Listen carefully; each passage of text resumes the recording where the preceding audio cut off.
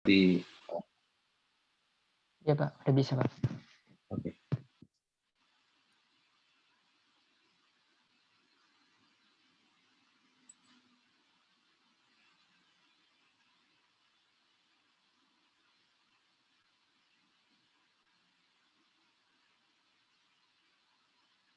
Oke, jadi sekali lagi hari ini adalah kita membahas salah satu tahapan di dalam analisis pasar. Boleh dikatakan ini adalah inti dari analisis pasar itu sendiri, gitu ya, analisis permintaan properti.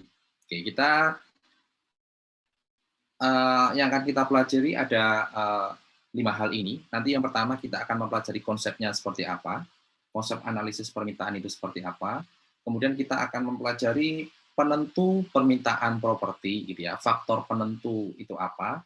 Baru kita akan masuk ke masing-masing jenis properti, gitu ya. Bagaimana contohnya kita melakukan analisis permintaan. Ada 3 jenis properti yang kita analisis: retail, kantor, dan rumah tinggal.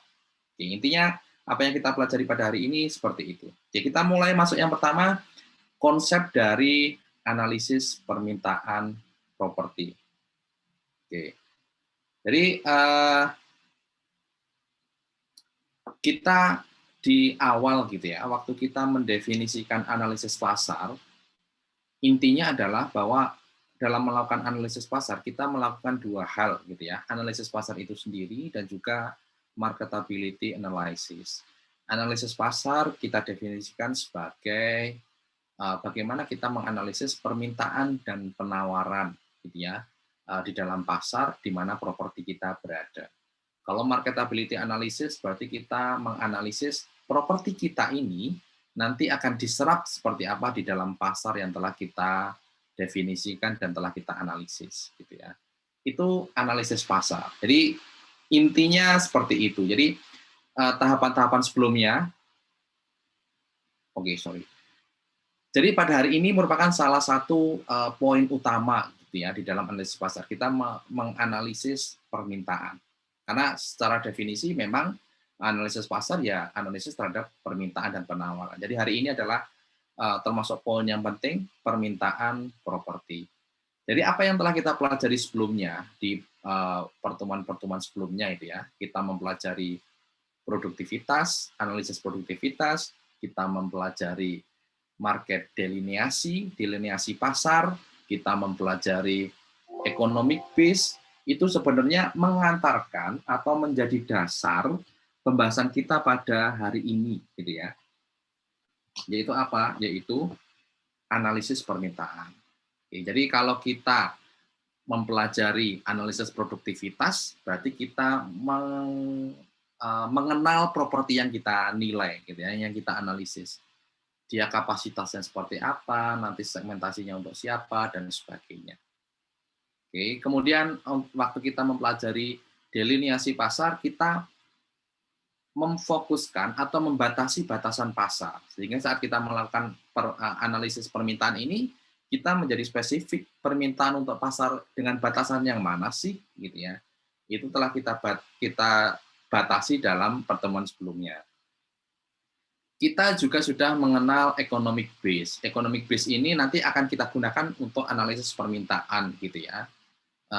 Di sini juga nanti akan kita pelajari. Jadi intinya apa yang kita pelajari sebelumnya ya mengantarkan ke analisis permintaan ini. Dan kita tahu bahwa kenapa kita melakukan analisis permintaan, karena kita paham nilai sebuah properti salah satunya ditentukan oleh komponen D, gitu ya, komponen demand. Ya. Jadi kita akan melihat ada nggak permintaan terhadap properti kita, gitu ya, sehingga kita nanti sehingga itu akan berguna saat kita melakukan penilaian. Oke, balik lagi ke pertemuan pertama, silakan baca lagi. Tapi alurnya seperti itu, pembelajaran kita sampai dengan saat ini seperti itu. Jadi sebelum-sebelumnya mengantarkan ke tahap ini, analisis permintaan. Oke. Nah, pertanyaannya adalah saat kita melakukan analisis permintaan itu permintaan terhadap apa, gitu ya? Oke. Ya intinya permintaan terhadap properti, gitu ya. Tapi mungkin fokusnya berbeda-beda, tergantung jenis propertinya. Oke. Misalnya nih, propertinya adalah properti retail. Retail di sini saya memberikan batasan ini untuk perdagangan gitu ya, bisa mall, bisa supermarket, bisa minimarket dan sebagainya. Jadi dia ya retail gitu ya, ya perdagangan gitu ya.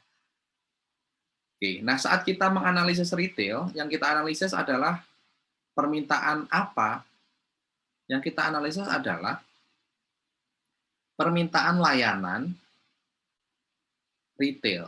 Artinya permintaan pembelian terhadap barang-barang yang dijual di retail itu oleh para konsumen, oleh masyarakat gitu ya.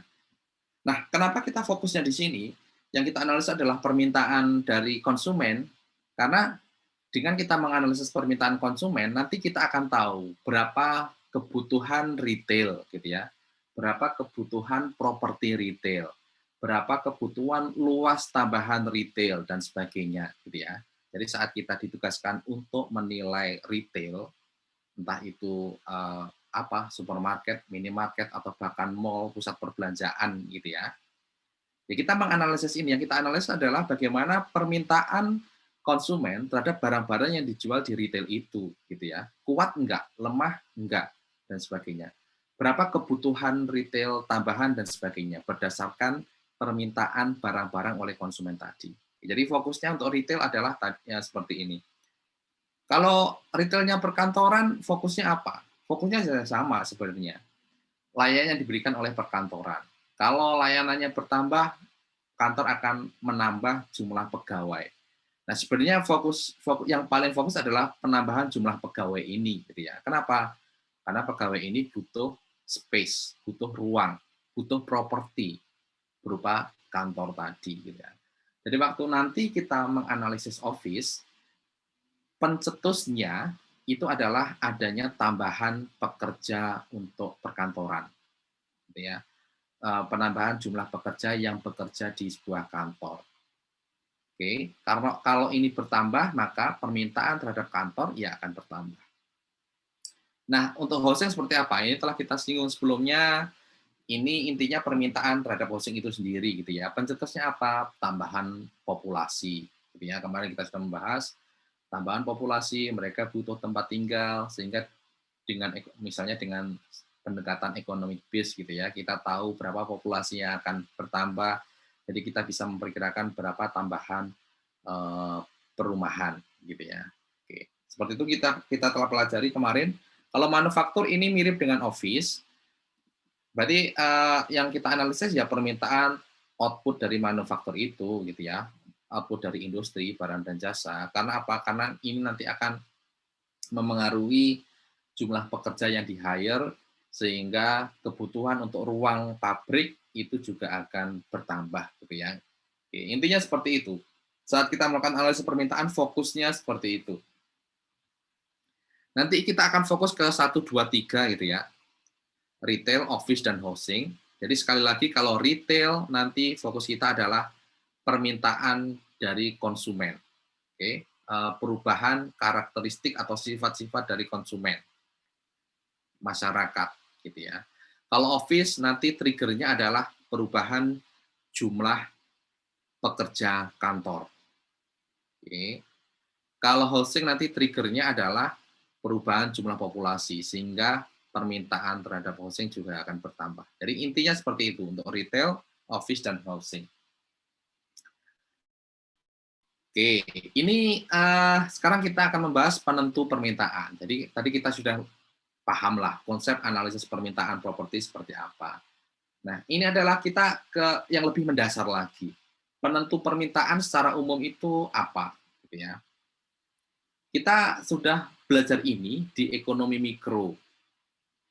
Kalian memperoleh ini di semester kedua, gitu ya. Saat kalian mempelajari permintaan. Ada 6 hal inilah yang akan menentukan uh, kuat lemahnya permintaan, sedikit banyaknya permintaan. Harga barang itu sendiri, harga barang lain ini bisa barang substitusi atau komplement gitu ya. Pendapatan, selera, ekspektasi, dan juga jumlah pembeli gitu ya. Ini permintaan secara umum penentunya ini gitu ya, 6 hal ini. Nah, demikian juga dengan properti gitu ya. Ini juga berlaku ke properti, dan aspek-aspek atau faktor-faktor penentu inilah yang kita sebut sebagai faktor fundamental.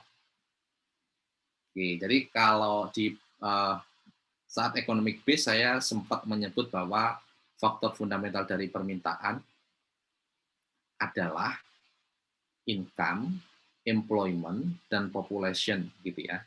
Ini sebenarnya cuplikan dari hal ini gitu ya. Income saya bicara terkait dengan pendapatan. Jumlah populasi, jumlah employment ini terkait dengan jumlah pembeli gitu ya, jumlah konsumen gitu ya. Oke, jadi itulah faktor fundamental di dalam properti. Oke, ini sama di properti juga seperti ini gitu ya.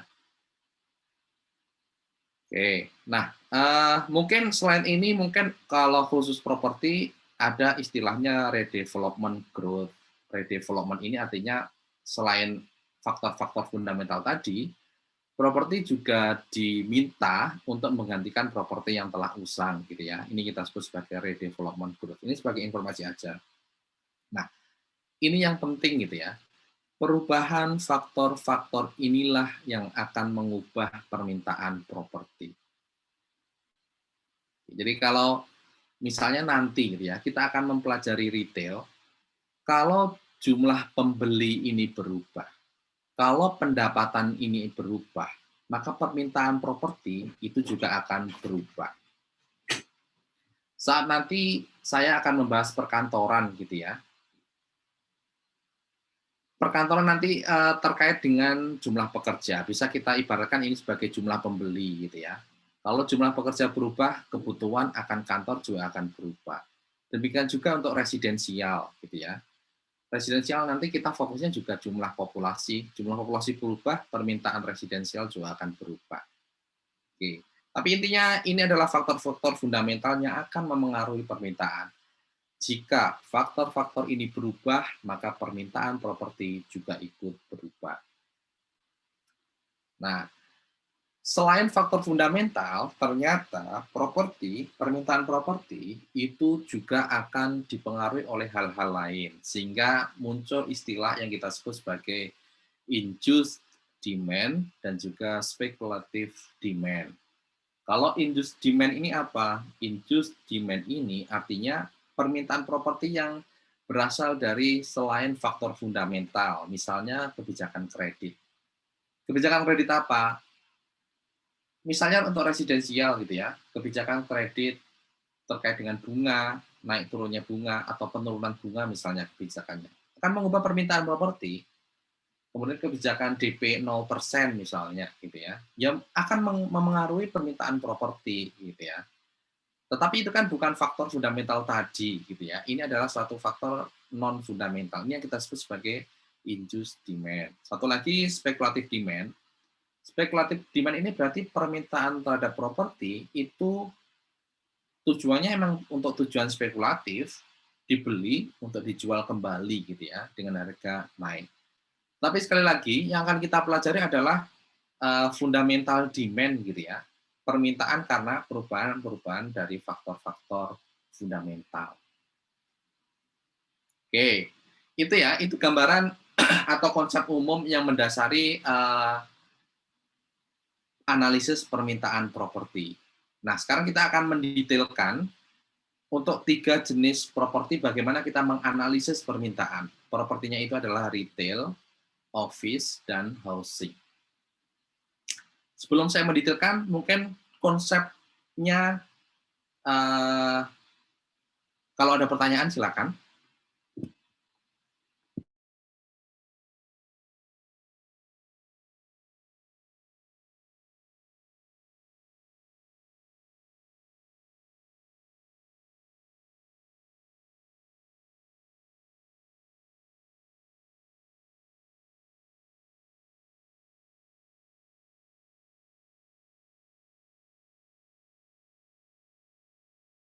Kalau belum ada pertanyaan, kita lanjut dulu. Kita ke retail dulu. Sekali lagi, retail ini artinya ya properti di mana fungsinya untuk perdagangan gitu ya, perdagangan retail. Bisa mall, bisa supermarket, bisa minimarket gitu ya.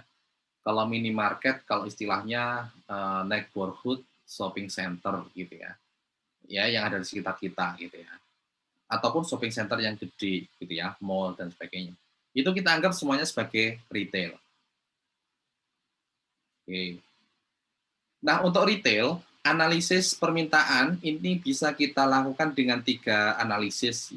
Yang pertama kita sebut sebagai rasio analisis, yang kedua sebagai per kapita sales teknik, yang ketiga sebagai basis of retail demand gitu ya. Ketiga analisis ini nanti akan menggambarkan, kalau rasio analisis ini nanti akan menggambarkan seberapa kuat atau lemahnya permintaan di dalam pasar properti kita dibandingkan dengan pada umumnya di sebuah kota gitu ya. Itu akan tergambar dari rasio analisis. Ini nggak akan memotret berapa tambahan permintaan, berapa permintaan yang akan terjadi, nggak bisa terpotret di nomor satu. Yang nomor satu ini hanya menggambarkan kuat atau enggak permintaan di pasar properti kita ini gitu ya, dibandingkan dengan kota secara keseluruhan. Kalau per kapita sales teknik dan juga basis of retail demand, ini nanti kesimpulannya akan langsung menunjukkan berapa tambahan properti yang akan kita hadapi. Gitu ya. Oke. Jadi itu. Kita mulai satu persatu rasio analisis. Sekali lagi, rasio ini akan menggambarkan kuat lemahnya permintaan dalam pasar yang kita analisis, di mana properti kita itu berada dibandingkan dengan wilayah yang lebih luas. Oke, ingat ini untuk retail ya tadi ya. Jadi kita akan dengan rasio analisis ini kita akan menggambarkan permintaan retail di market kita yang telah kita batasi dalam delineasi pasar sebelumnya, itu seberapa kuat atau seberapa lemah kalau kita bandingkan dengan wilayah yang lebih luas secara umum. Gitu ya. Intinya yang akan kita dapatkan dalam rasio analisis itu seperti ini. Ini agak berbeda dengan rasio analisis saat kalian mempelajari manajemen keuangan ya. Tapi rasio analisis ini intinya ini, kita nanti akan menggambarkan seberapa kuat atau lemah gitu ya. Oke, ada 2 ukuran. Yang pertama adalah ratio of retail space to population. Ini artinya rasio ini adalah retail space dibagi dengan jumlah populasi. Retail space ini berarti luas retail. Jadi kalau minimarket, supermarket, mall semuanya kita jumlahkan, kita akan memperoleh luas retail. Ini kita bagi dengan jumlah populasi. Kita akan memperoleh rasio ini. Atau pembaginya bukan populasi, pembaginya bisa dengan jumlah keluarga. Intinya sama aja lah. Ya. Jadi kalau yang atas ini pembaginya adalah jumlah populasi, jumlah penduduk, kalau yang bawah jumlahnya adalah jumlah household atau jumlah rumah tangga gitu ya. Intinya sama. Nanti kita pakai salah satu di antaranya gitu ya. Jadi ini kita akan mengukur rasio ini ke 2 tempat gitu ya. Yang pertama adalah market area yang kita analisis, yang telah kita tentukan di delineasi pasar. Yang kedua adalah area yang lebih luas, kota misalnya, dalam sebuah kota dan sebagainya. Dan nanti simpulannya adalah kita membandingkan permintaan di market area kita itu lebih tinggi, lebih kuat, atau justru lebih lemah, lebih jenuh jika dibandingkan dengan kota pada umumnya. Jadi simpulan dari rasio analisis cuma seperti itu gitu ya. Oke. Jadi kita akan menghitung kedua hal ini untuk market area atau lokal area atau hasil dari delineasi pasar yang telah kita lakukan sebelumnya dengan wilayah yang lebih luas. Nah, ini mungkin simpulannya yang penting. Dengan asumsi keadaan demografi itu sama, artinya pendapatan di market area atau area yang lebih luas itu sama, seleranya juga sama. Jika semuanya ini sama, maka Jika rasio di dalam pasar itu lebih tinggi, berarti permintaan akan lemah, gitu ya. Jadi permintaan akan lemah. Karena apa? Karena gini, bayangan kita gitu ya. Kita ambil yang nomor satu deh, retail to population. Retail tadi retail tadi adalah luas retail gitu ya. Luas retail dibandingkan dengan populasi. Berarti ini mencerminkan satu populasi itu bisa mengutilisasi berapa luas retail gitu ya. Nah, kalau nilainya di pasar kita itu lebih tinggi, berarti memang jumlah retailnya lebih banyak gitu ya. Karena jumlah retailnya lebih banyak, maka permintaan yang akan dihadapi oleh retail itu ya udah jenuh, akan cenderung lebih lemah karena apa? Ya oversupply gitu ya. Kebanyakan retail dibandingkan dengan kota pada umumnya gitu ya. Oke, penjelasannya seperti itu. Oke, penjelasan seperti itu. Dengan catatan tadi, pendapatan dan seleranya sama gitu ya. Kalau pendapatannya berbeda mungkin oke, mungkin mungkin nilainya lebih tinggi, tetapi karena pendapatannya tinggi ya berarti mungkin saja permintaan yang dihadapi juga lebih tinggi gitu ya, karena pendapatannya berbeda. Tapi dengan keadaan pendapatan dan seleranya sama, jika di dalam pasar yang kita analisis, di dalam market area kita yang telah kita tentukan, itu nilai rasionya lebih tinggi, artinya sudah jenuh dibandingkan dengan wilayah atau kota pada umumnya gitu ya. Oke. Agar lebih jelas kita langsung ke penghitungannya deh. Misalnya ini ada dua kota, Tangsel dan Pondok Aren. Asumsi kita properti yang kita analisis ada di Pondok Aren gitu ya. Kita menganalisis mall di Pondok Aren. Oke. Jadi ini luas mallnya seperti ini, jumlah penduduknya seperti ini, jadi kita bisa menghitung rasio retail to population. Luas dari retail tadi dibagi dengan jumlah penduduk. Nah, dari sini nilai rasio di Pondok Aren lebih tinggi. Artinya apa? Artinya di Pondok Aren mungkin terjadi oversupply, gitu ya. Kebanyakan retail, kebanyakan mall, sehingga permintaannya akan lemah, jenuh, gitu ya. Dengan catatan tadi, pendapatan di Pondok Aren dan di Tangsel pada umumnya itu sama. Misalnya tapi mungkin mungkin setelah kita lihat ternyata pendapatan di Pondok Aren tinggi, berarti belum tentu permintaannya lemah gitu ya. Bisa jadi lebih tinggi. Karena apa? Karena pendapatannya orang-orang di Pondok Aren ternyata lebih tinggi. Atau mungkin secara selera misalnya orang-orang di Pondok Aren lebih suka ke mall dibandingkan dibandingkan dengan area daerah lain di Tangsel gitu ya. Intinya asumsi tadi harus kita pegang gitu ya. Hal yang lain kita anggap sama. Oke, sekarang kita ke latihan soal masih terkait dengan retail. Oke, saya siapkan dulu. Oh iya, materi pada hari ini termasuk latihan soalnya sudah saya upload di LMS. Silakan dibuka untuk dipelajari.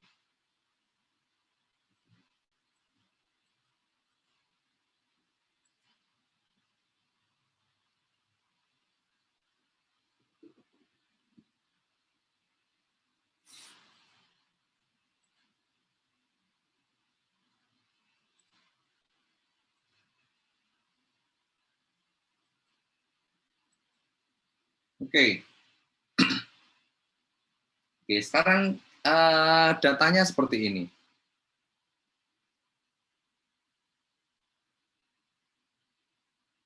Misalnya, oke. Misalnya datanya nggak tahu tadi mungkin angkanya beda ya mungkin. Saya lupa. Ini ada dua, Tangsel dan Pondok Aren, dan kita akan menganalisis permintaan mau di Pondok Aren, gitu ya. Yang kita analisis letaknya di Pondok Aren. Datanya seperti ini, berarti kita bisa menghitung rasionya. Berarti untuk Tangsel rasionya adalah luas mall, ini luas mall gitu ya, dibagi dengan penduduk. Ini rasio retail space to population gitu ya. nilainya adalah 0,11. Itu di Tangsel. Kalau di Pondok Aren, berarti mall ini kita bagi dengan penduduk, nilainya adalah 0,14. Karena di Pondok Aren ini lebih tinggi, maka permintaan retail di Pondok Aren ini akan lebih rendah, gitu ya, atau jenuh lah kalau istilahnya, gitu ya, saturated, ya.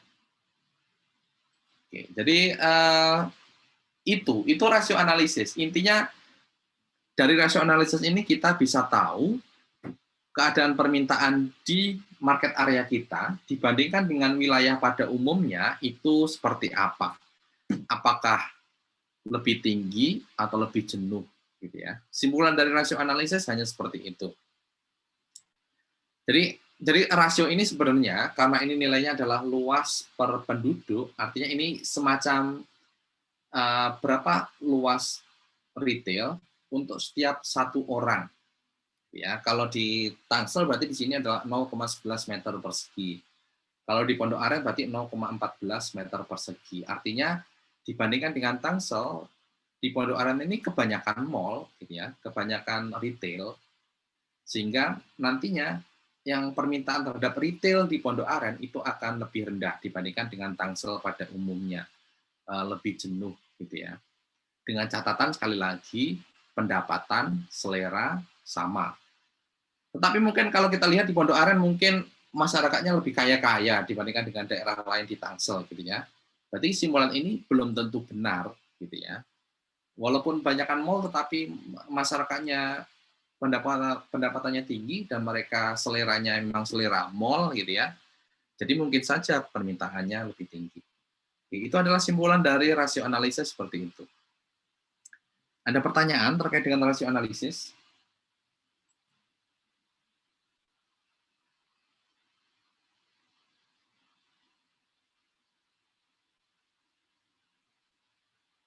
Oke, kalau nggak ada kita ke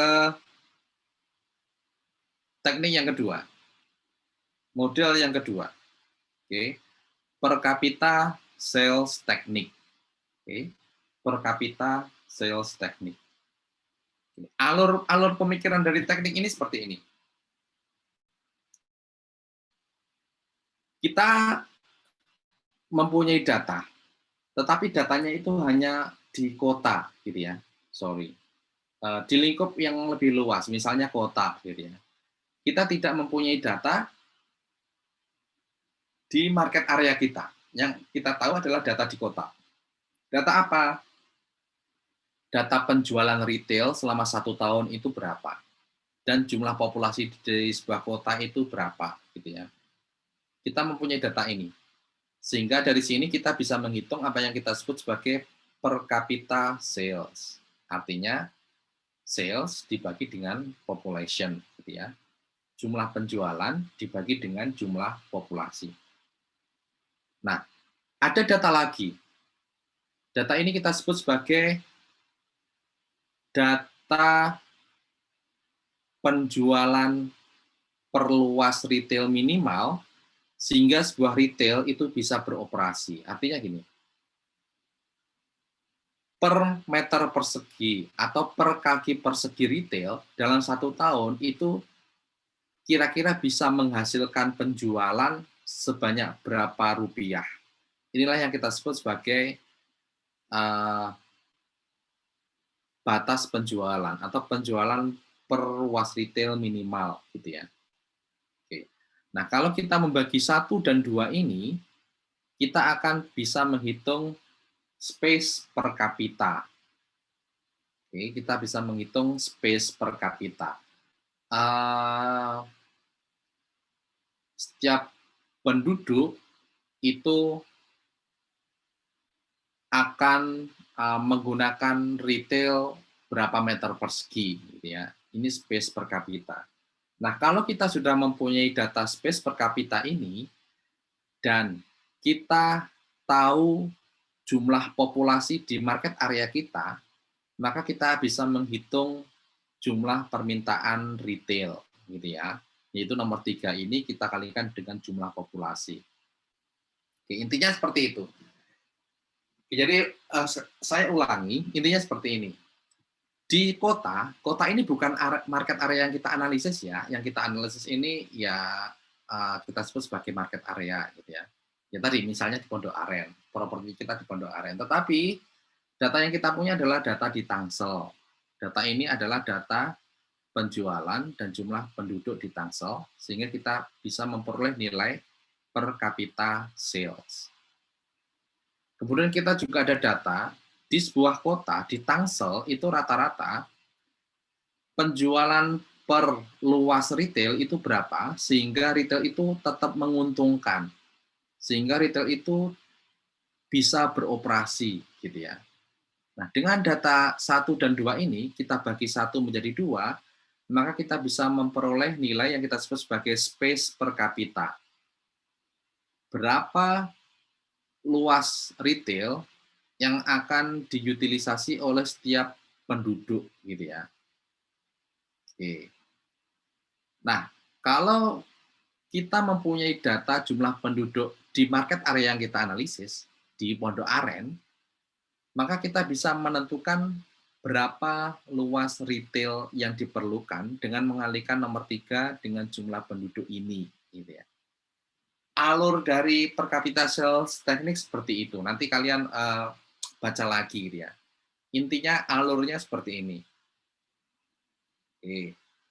Ini contoh soalnya, misalnya nih, transaksi penjualan di sebuah kota adalah 797,5 juta per tahun. Oke.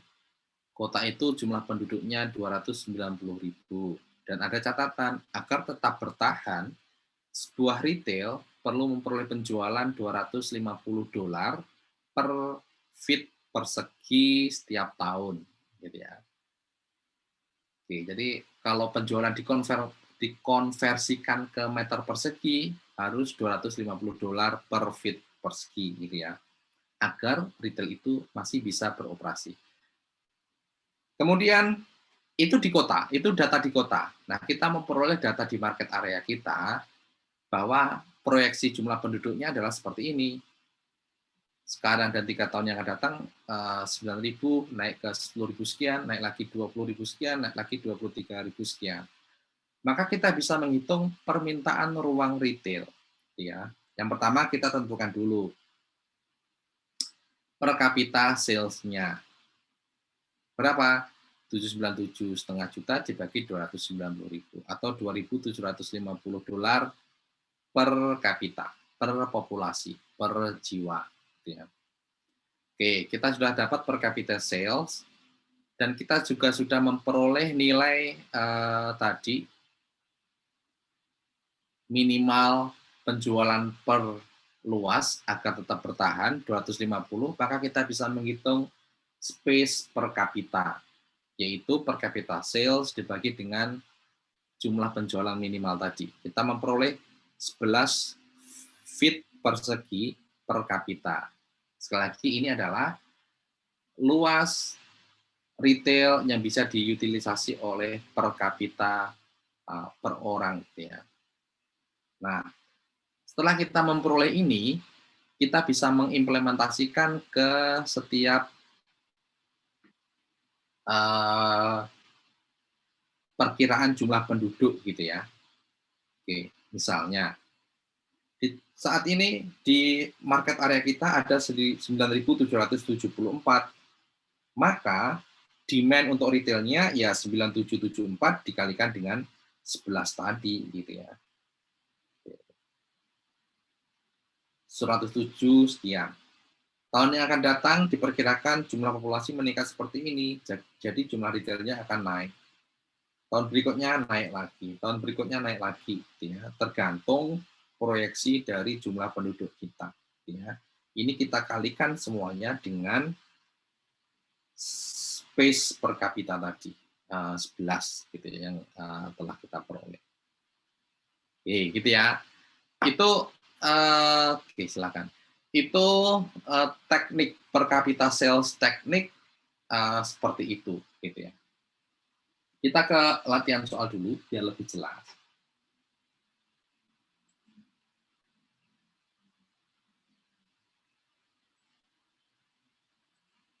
Kita kembali ke sini, tapi kita ke sales per kapita. Jadi ini ada data di Tangsel nih. Ini data di Tangsel, ini adalah jumlah penjualan per tahun, 82 miliar, gitu ya. Triliun ya ini ya. Triliun ternyata. Oke, ini data bohong-bohongan lah. Oke. Intinya ini adalah jumlah penjualan dalam 1 tahun. Populasi di Tangsel, tadi di atas ada, ini populasi di Tangsel. Sehingga kita bisa menghitung sales per kapitanya.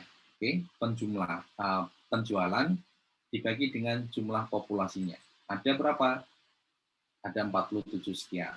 Oke, misalnya required retail sales-nya jumlah minimal penjualan per meter persegi gitu ya, atau per luas apapun itu gitu ya, sehingga retail itu tetap bisa beroperasi adalah 300 juta dalam setiap tahun, maka space per kapitanya adalah sales per kapita kita bagi dengan required retail sales tadi.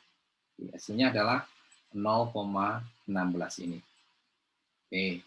Kita kembali ke Pondok Aren nih. Di tahun 2021 misalnya jumlah penduduk di Pondok Aren 418.000, maka kebutuhan retailnya ya tinggal kita kalikan 418.000 ini kita kalikan dengan space per kapitanya. Gitu ya. Oke, jadi tahun 2021 kebutuhan retail totalnya adalah 66 sekian, 66.000 meter persegi gitu ya.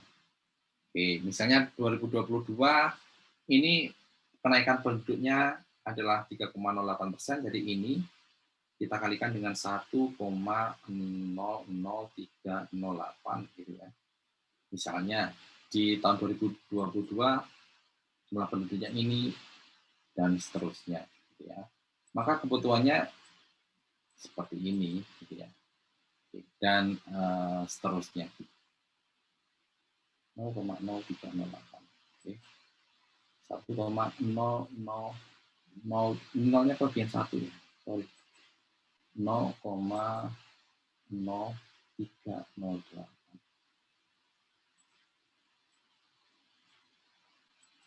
Oke, jadi kita bisa menghitung kebutuhan retail dengan metode per kapita sales teknik ini. Intinya seperti itu metode ini. Gitu ya, nanti kalian cermati lagi. Oke. Sekarang kita ke teknik terakhir untuk retail. Yang banyak kita retail, tenang aja. Jadi yang banyak kita retail, untuk wholesale sama kantor sedikit. Sekarang kita ke teknik ketiga untuk retail. Jadi teknik yang pertama tadi kita sebut sebagai rasio analisis. Yang kedua tadi kita sebut sebagai sales per kapita sales teknik. Dan inilah teknik yang ketiga.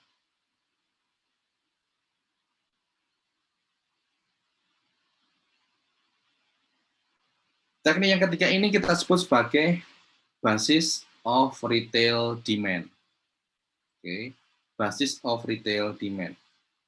Oke. Nah, kalau metode ini mempertimbangkan faktor fundamental yang akan memengaruhi permintaan ruang untuk retail. Faktor fundamental yang memengaruhi ruang untuk retail apa? Ya tadi gitu ya. Pendapatan, jumlah penduduk atau keluarga, dan tadi penjualan minimal perluas retail tadi gitu ya. Nah, berdasarkan basis of retail demand ini kita akan mempunyai persamaan ini gitu ya. Jadi jumlah retail yang diperlukan, jumlah tambahan retail yang akan diperlukan ini adalah tambahan household-nya itu diperkirakan berapa, artinya jumlah keluarga itu diperkirakan akan bertambah berapa, dikalikan dengan jumlah rata-rata income per keluarga itu berapa, gitu ya, dikalikan dengan capture rate household income untuk retail facility. Jadi seperti ini. Anggaplah seperti ini. Jadi tahun depan itu akan ada penambahan jumlah keluarga, diperkirakan gitu ya. Jumlah keluarga bisa kalian ganti dengan jumlah populasi lah gitu ya. Kalau ini jumlah keluarga. Oke. Akan ada tambahan jumlah keluarga atau mungkin jumlah populasi gitu ya. Nah, tambahan keluarga ini berarti akan menambah income gitu ya. Karena masing-masing keluarga ada rata-rata income keluarga berapa. Kalau kita kalikan, ini berarti nanti akan ada tambahan pendapatan di dalam sebuah market area tertentu. Oke, ada tambahan pendapatan. Ingat, pendapatan tadi adalah faktor fundamental dari retail. Nah, jumlah pendapatan ini tidak semuanya akan dibelanjakan ke retail, tetapi ada yang kita sebut sebagai capture rate gitu ya, capture rate of income. Jadi dari income tadi berapa yang akan dibelanjakan ke retail. Jadi ini kita kalikan. Kalau kita kalikan dengan capture rate, maka kita akan memperoleh tambahan pendapatan yang akan dialokasikan ke retail gitu ya. Oke. Kalau ini kita bagi dengan sales required, jumlah minimal penjualan per meter persegi tertentu, agar dia itu tetap bertahan, maka kita akan memperoleh new retail space demand. Kita akan memperoleh demand terhadap retail gitu ya. Tambahan permintaan terhadap retail itu berapa meter persegi atau berapa square foot gitu ya. Oke, jadi seperti itu. Basis of retail demand intinya seperti itu. Jadi pokoknya bayangkan di dalam kepala kalian gitu ya. Tahun depan akan ada tambahan populasi. Tambahan populasi, kalau kita kalikan dengan rata-rata pendapatan per populasi, kita akan memperoleh akan ada tambahan pendapatan gitu ya di sebuah market area. Oke. Nah, dari sini ada capture rate yang akan mereka belanjakan untuk retail, untuk membeli barang-barang retail gitu ya. Misalnya 50% atau 60% dan sebagainya. Kalau ini kita kalikan, berarti kita memperoleh pendapatan yang akan dialokasikan ke retail. Dengan adanya tambahan pendapatan ini, maka memungkinkan akan dibuka retail yang baru. Sampai seberapa banyak? Sampai kalau kita bagi dengan sales required tadi, minimum sales required tadi gitu ya. Kalau kita bagi dengan ini berarti akan ada tambahan luas retail di dalam sebuah market area tertentu ya. Oke, mungkin seperti itu. Contoh perhitungannya seperti ini. Misalnya di sub area, di market area yang kita analisis akan ada penambahan 6.918 keluarga baru 5 tahun yang akan datang. Jadi ini perhitungannya 5 tahun yang akan datang nih, akan ada tambahan seperti ini. Pendapatan per tahunnya itu sekitar 65.000 per keluarga gitu ya. Yang akan dibelanjakan ke retail 38%. Jadi capture rate-nya hanya 38%. Oke. Ini juga ada data penjualan minimal agar tetap beroperasi adalah 250 per feet kuadrat gitu ya. Maka permintaan properti retail untuk 5 tahun yang akan datang adalah tadi jumlah keluarga dikalikan dengan average income dikalikan dengan capture rate dibagi dengan sales required tadi. Ketemulah 683.498 square. Jadi ini adalah 683.498 square ini adalah tambahan retail untuk 5 tahun yang akan datang. Atau kalau kita bagi dengan 5, maka tambahan retail per tahunnya adalah 136.700 kaki persegi gitu ya, rata-rata setiap tahunnya. Oke. Jadi untuk basis of retail demand seperti itu. Kita lengkapi pembahasan kita dengan latihan soal sebelum saya nanti membuka pertanyaan.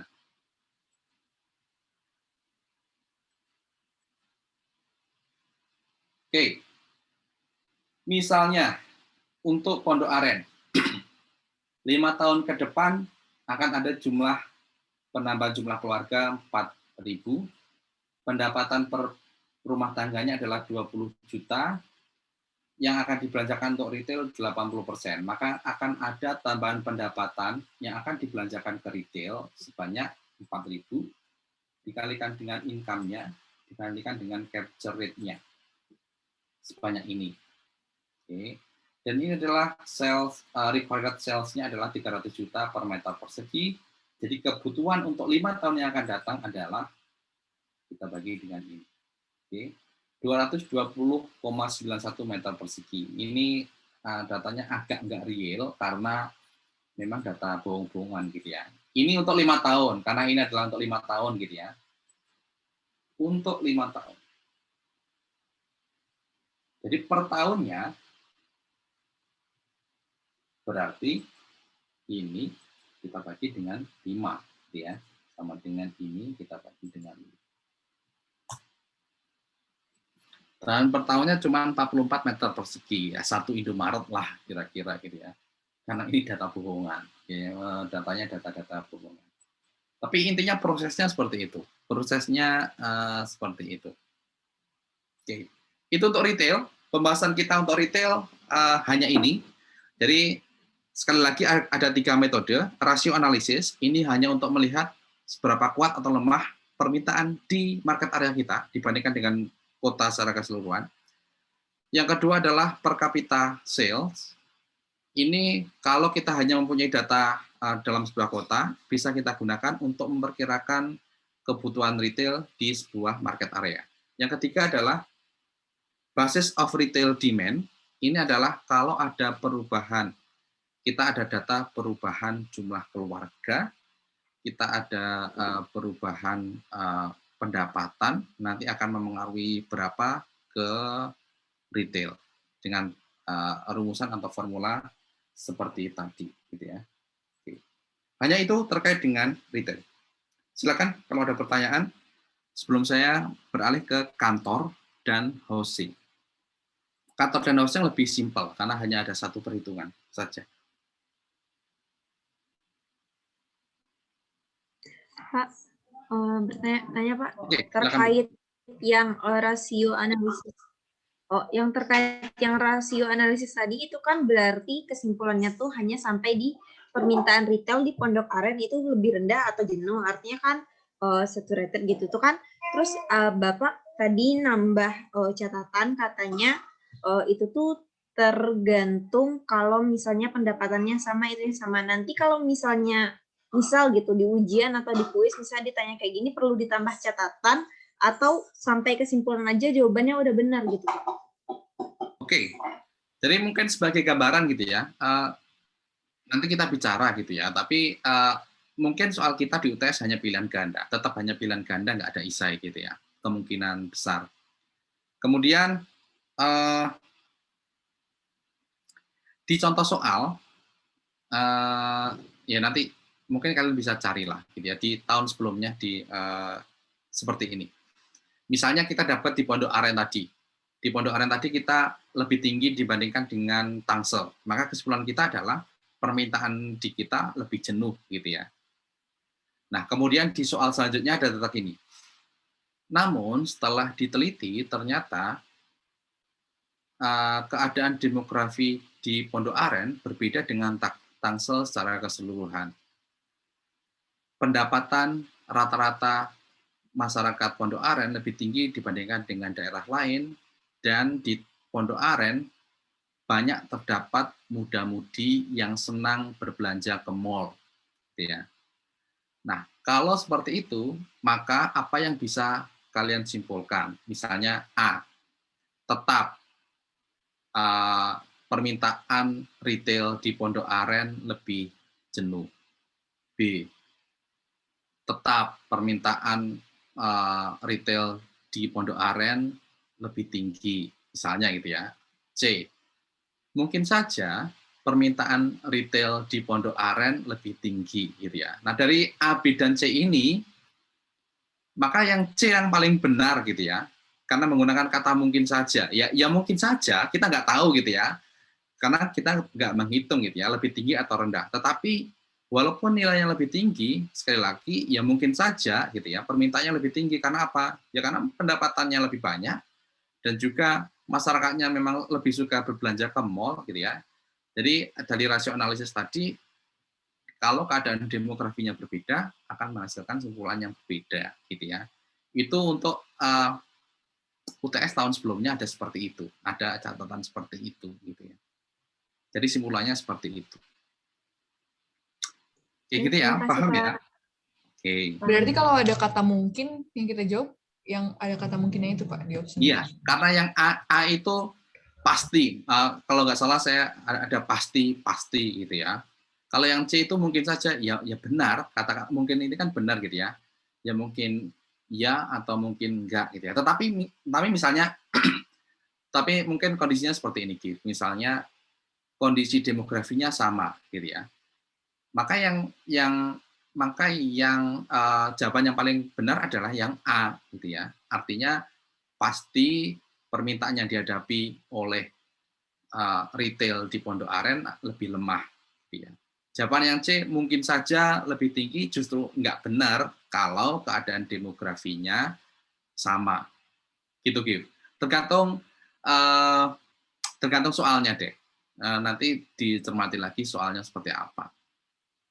Keadaan demografinya sama atau enggak gitu ya. Siap, Bapak. Makasih, Pak. Oke, sip. Oke, kita lanjut sekarang ke perkantoran. Oke. Ya, perkantoran. Jadi seperti ini. Kalau untuk perkantoran, permintaan terhadap ruang kantor ini sekali lagi kita fokuskan karena ada penambahan jumlah pekerja di dalam kantor. Gitu ya.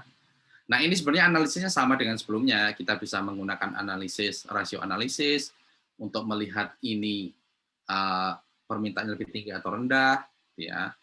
Atau kita bisa menggunakan formula ini, analisisnya. Dengan formula ini, saat terjadi penambahan pekerja, itu akan menambah permintaan office besar apa? Formulanya seperti ini. Oke. Kalau kalian mungkin kalian susah untuk menghafal formula ini gitu ya, misalnya, mungkin yang perlu kalian pikirkan seperti ini gitu ya. Akan ada penambahan jumlah pekerja di dalam sebuah kota. Ini di dalam sebuah kota gitu ya, datanya adalah sebuah kota, artinya secara umum akan ada penambahan jumlah pekerja. Oke. Di antara pekerja itu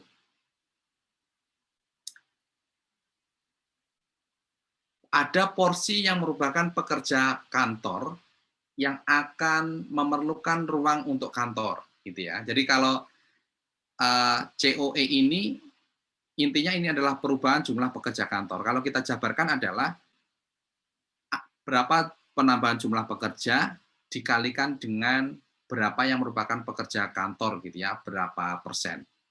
Oke. Jadi dari sini kita memperoleh nilai berapa akan terjadi penambahan jumlah pekerja kantor. Kemudian kita kalikan dengan masing-masing orang, itu nanti akan memerlukan space berapa meter persegi. Gitu ya. Masing-masing orang memerlukan space berapa meter persegi. Kalau kita kalikan dengan tadi, kalau kita kalikan dengan jumlah penambahan pekerja di dalam sebuah kota, maka kita akan memperoleh besaran yang merupakan tambahan ruang kantor dalam sebuah kota. Ya, jadi intinya seperti itu. Jadi gini, sekali lagi, tahun depan misalnya akan ada tambahan jumlah pekerja. Di antara pekerja itu misalnya 50% adalah pekerja kantor, maka akan ada penambahan jumlah pekerja kantor 50% dikalikan dengan jumlah pekerja itu. Masing-masing orang pekerja kantor memerlukan space sekian. Kalau kita kalikan ini dengan sebelumnya, kita memperoleh berapa akan ada tambahan ruang kantor di kota itu. Kalau kita kalikan dengan capture rate of submarket, ya lihat ini capture rate yang submarket ini artinya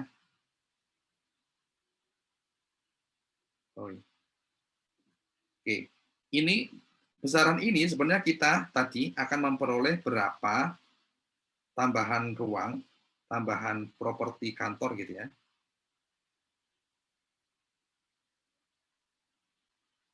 Di kota, artinya secara umum.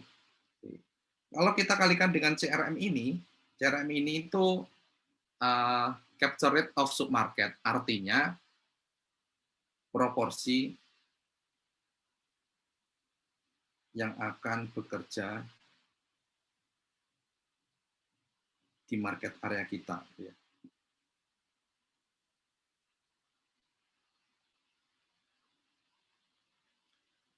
Jadi yang COE dikalikan dengan entah simbolnya ini gitu ya, COE dikalikan dengan SFOS per E gitu ya. Ini adalah tambahan properti kantor di sebuah kota.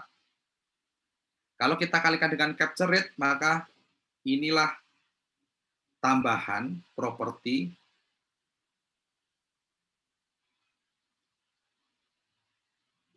untuk market area gitu ya. Untuk market area yang kita analisis. Ya, paham ya? Jadi ini kalau tidak kita kalikan dengan capture rate, ini artinya kota secara keseluruhan. Kalau kita kalikan dengan capture rate, berarti secara spesifik fokus di market area yang kita analisis. Contoh perhitungannya seperti ini. Diperkirakan akan ada penambahan jumlah pekerja di sebuah kota sebesar 8.700 untuk 5 tahun ke depan. Ini perlu kalian pahami juga untuk 5 tahun ke depan, gitu ya. Sekitar 69%-nya adalah pekerja kantoran yang memerlukan ruangan. Jadi kalau 8.700 kita kalikan dengan 69%, ini kita memperoleh tambahan pekerja kantoran gitu ya.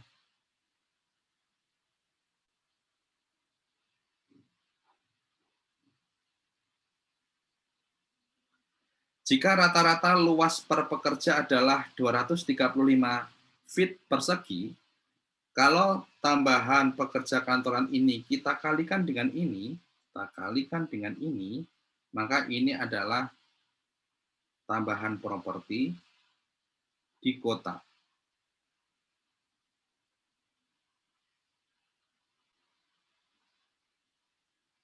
Oke. Kalau tambahan properti di kota ini kita kalikan dengan capture rate, berapa yang merupakan porsi market area kita, gitu ya. Kalau ini kita kalikan, inilah yang kita sebut dengan tambahan properti di market area, gitu ya.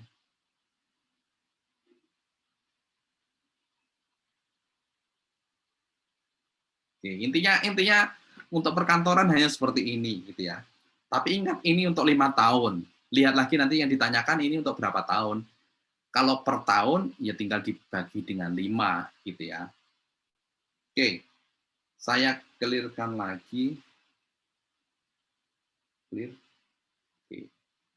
Maka tadi 8.700 dikalikan 69,5% dikalikan 235 dikalikan dengan 95,5%, inilah tambahan untuk market area kita. Ini langsung ke market area gitu ya, karena sudah dikalikan dengan 9,5% selama 5 tahun. Oke. Atau per tahunnya adalah 26.803 feet persegi. Kita bagi dengan 5 gitu ya.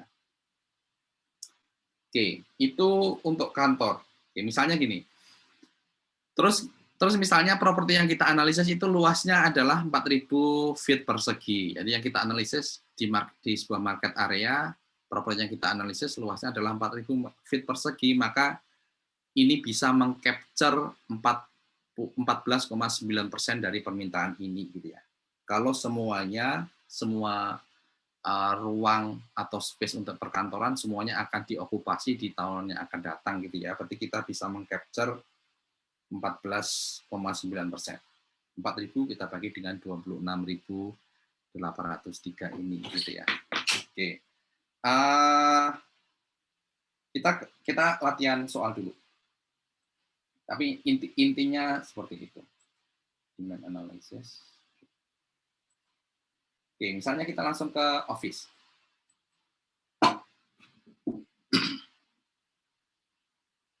Sudah kelihatan belum? Udah, Pak. Udah. Oke. Misalnya nih, di sebuah kota akan ada penambahan tenaga kerja 10.000. Yang butuh kantor 60%. Berarti penambahan jumlah pekerja kantoran adalah 10.000, kita kalikan dengan 60%. Akan ada 6.000 gitu ya. Nah, 6.000 ini akan ruang kerjanya untuk masing-masing pekerja adalah 9 meter persegi misalnya. Sehingga di kota itu perlu tambahan sebesar 6.000 dikalikan dengan 9. Ya.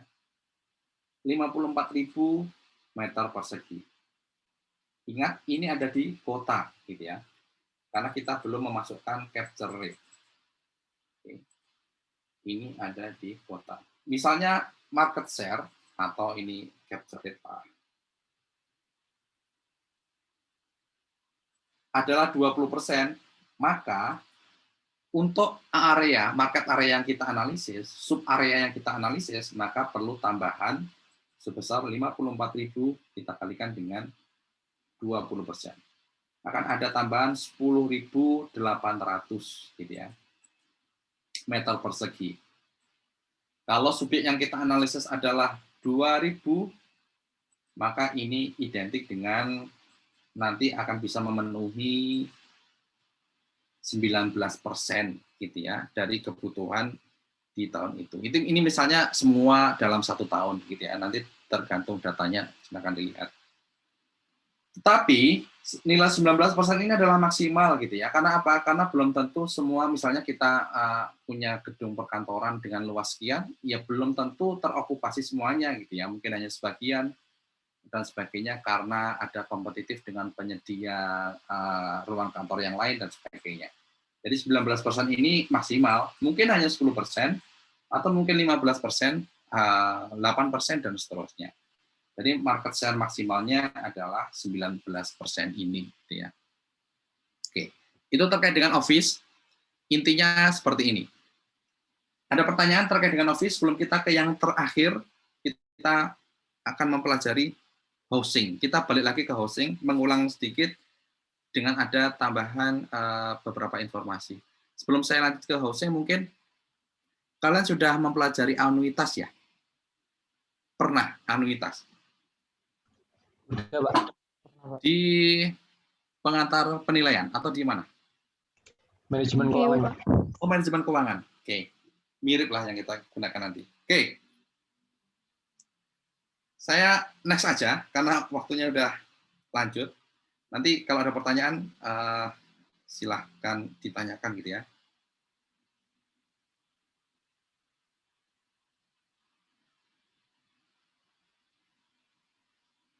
Oke, kita yang terakhir adalah rumah tempat tinggal.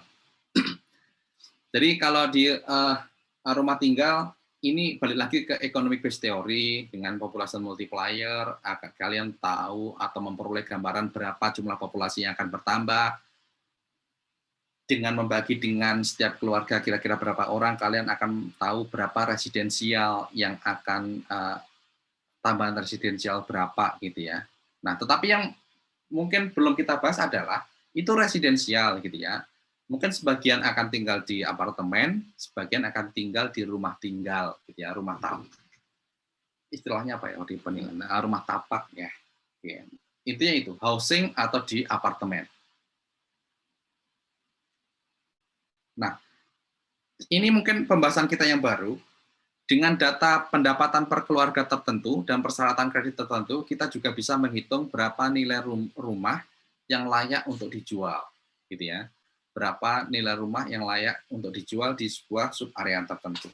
Oke, kita langsung ke soalnya. Misalnya, dengan economic based theory, kita memperoleh hasil akan ada tambahan 16.949 penduduk selama 5 tahun. Rata-rata anggota perkeluarganya adalah 2,59 dan yang akan tinggal di housing itu adalah 72%. Maka kebutuhan rumah tinggalnya bisa kita hitung gitu ya.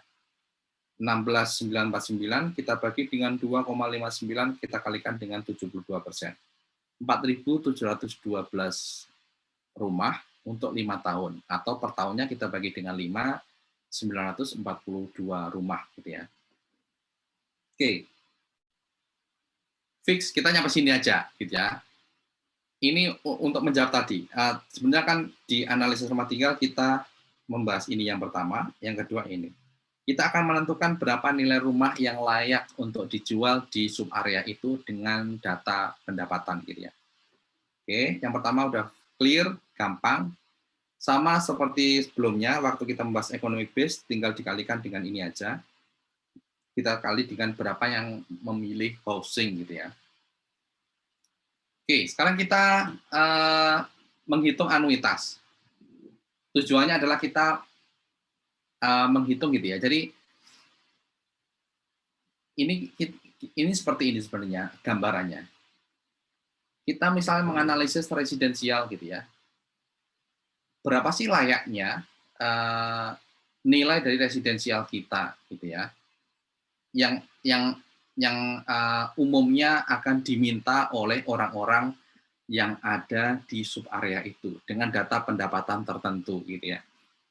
Oke, misalnya datanya seperti ini, pendapatan per kapitanya adalah 82.840.308 per tahun. Ya, rata-rata setiap rumah tangga adalah 4 orang. Kemudian suku bunga KPR adalah 10% per tahun, ya. Atau kalau per bulan kita bagi aja 10% per 12 gitu ya. Rate-nya ini 10% per 12. Tenornya adalah 15 tahun. 15 tahun ini ekuivalen dengan 180 periode gitu ya. DP-nya 10% dan cicilan paling tinggi adalah 30% penghasilan bulanan. Ya, mungkin ini mengulang manajemen keuangan, tapi ya kita ulang aja. Nah, dari sini kita bisa menghitung nih kira-kira nilai rumah yang potensial untuk sub area itu berapa juta gitu ya. Oke, kita hitung dulu pendapatan dalam sebuah keluarga. Karena ini adalah pendapatan per kapita, ini artinya pendapatan per satu orang gitu ya.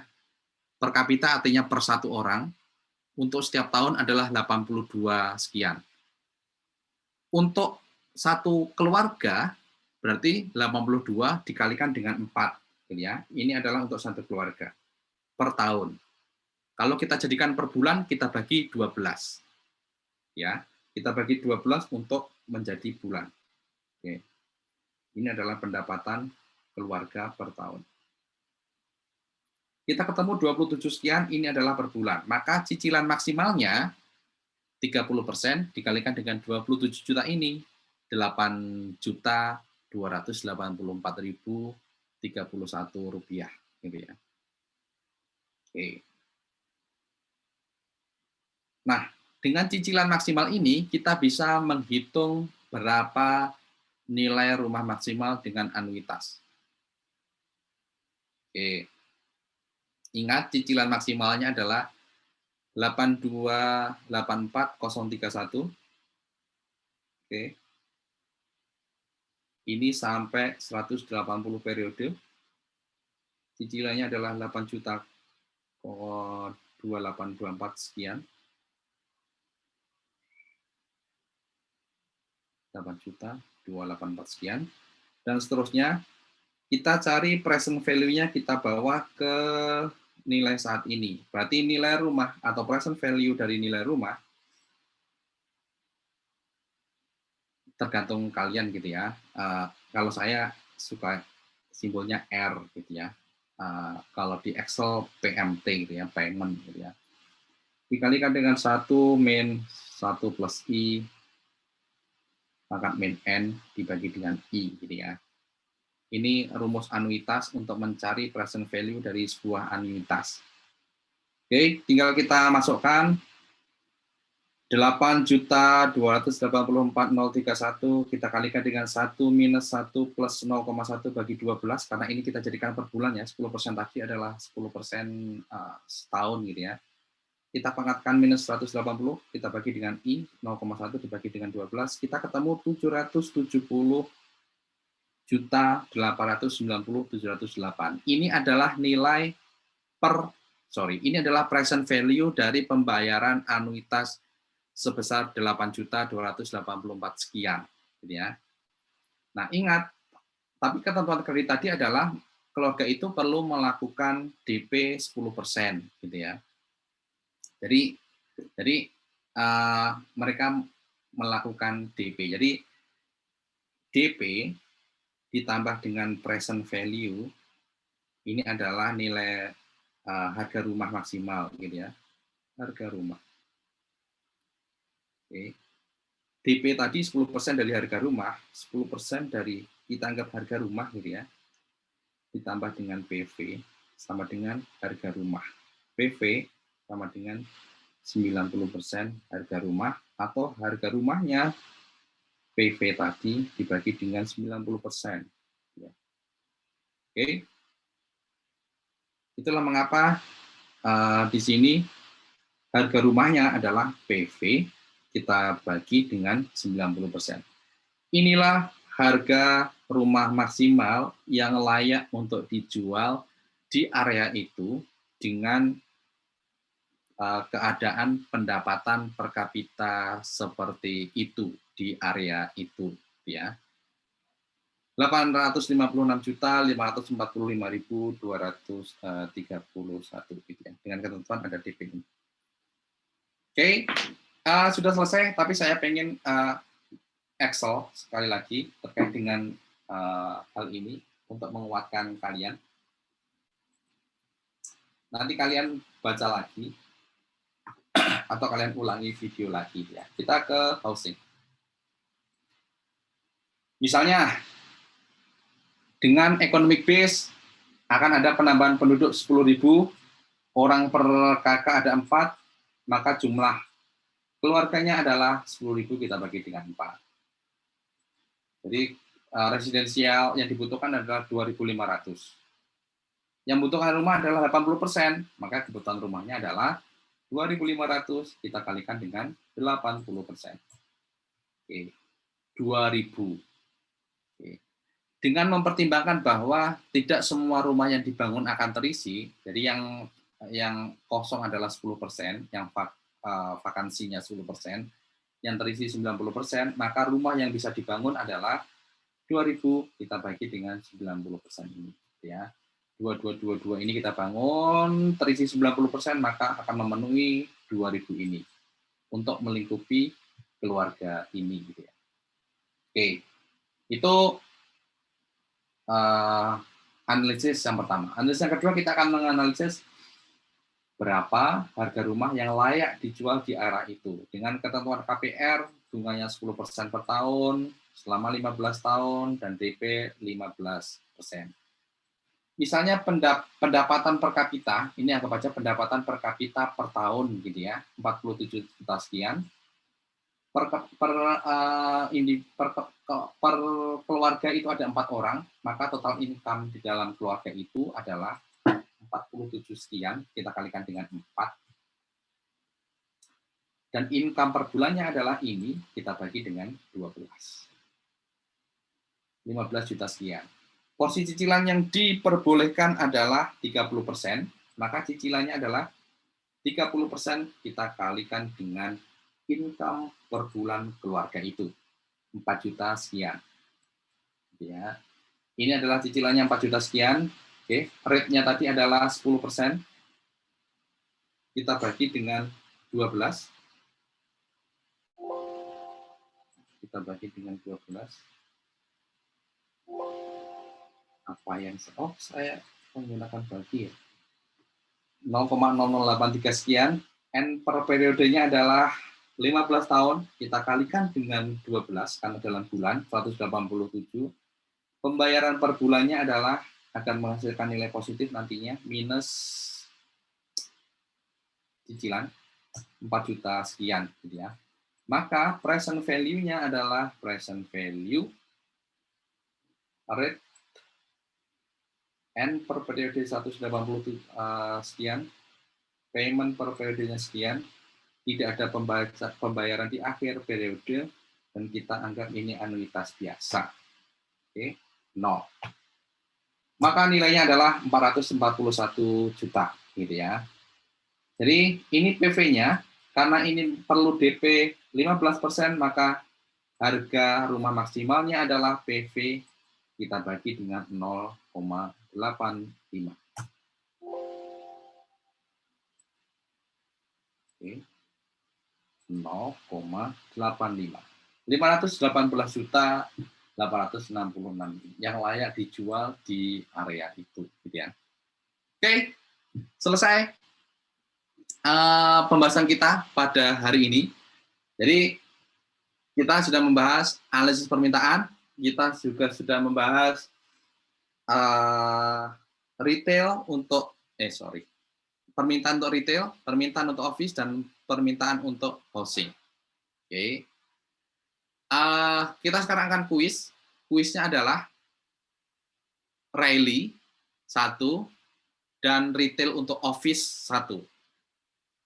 Oke, jadi soalnya adalah soal terkait dengan rally dan retail untuk office yang sebelumnya saya bahas. Office yang paling sederhana karena kelas ini kelas yang pertama nanti ya. Nanti kan pasti ini kasih tahu kelas lain gitu ya. Jadi kelas lain nanti saya ganti yang lebih kompleks gitu ya. Oke, jadi itu soalnya hanya 2. Untuk UTS pilihan ganda 50 soal. Sepertinya karena besoknya Pak Agung. Soalnya campuran, saya ngasih sumbangan soal, jadi campuran antara soal saya dengan Pak Agung. Saya buat 50, Pak Agung buat 50. Yang sebagian digunakan untuk UTS, sebagian digunakan untuk soal cadangan yang tidak bisa UTS. Jadi seperti itu, gambarannya seperti itu. Mirip soal-soal yang kita pelajari, mirip dengan UTS periode-periode sebelumnya. Ya, silakan kalau ada pertanyaan sebelum kita kuis. Nanti saya akan breakout rooms, saya akan ngacak gitu ya kalian. Soalnya saya kirim ke WA group ya.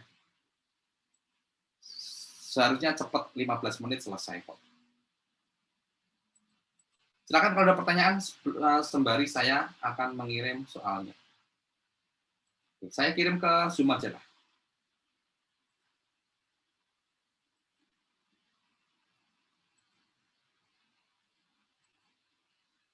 Saya ngirimnya gimana ya? Nggak bisa ngirim file ya. Oke, file, PC, ini, spam,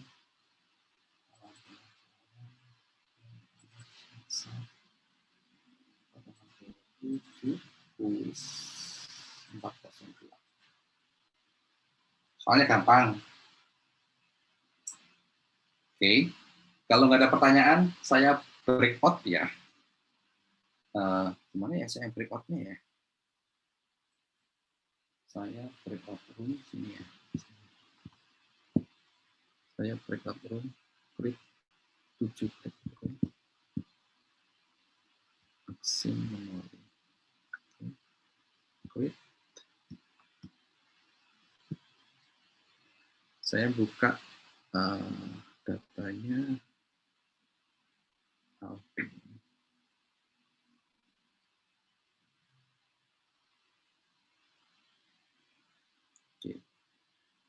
Beli.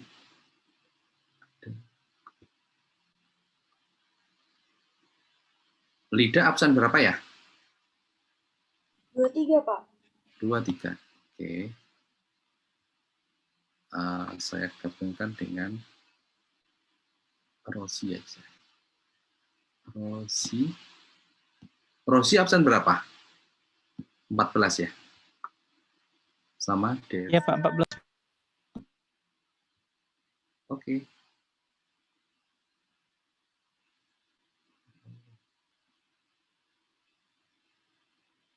Room 2 adalah Avan.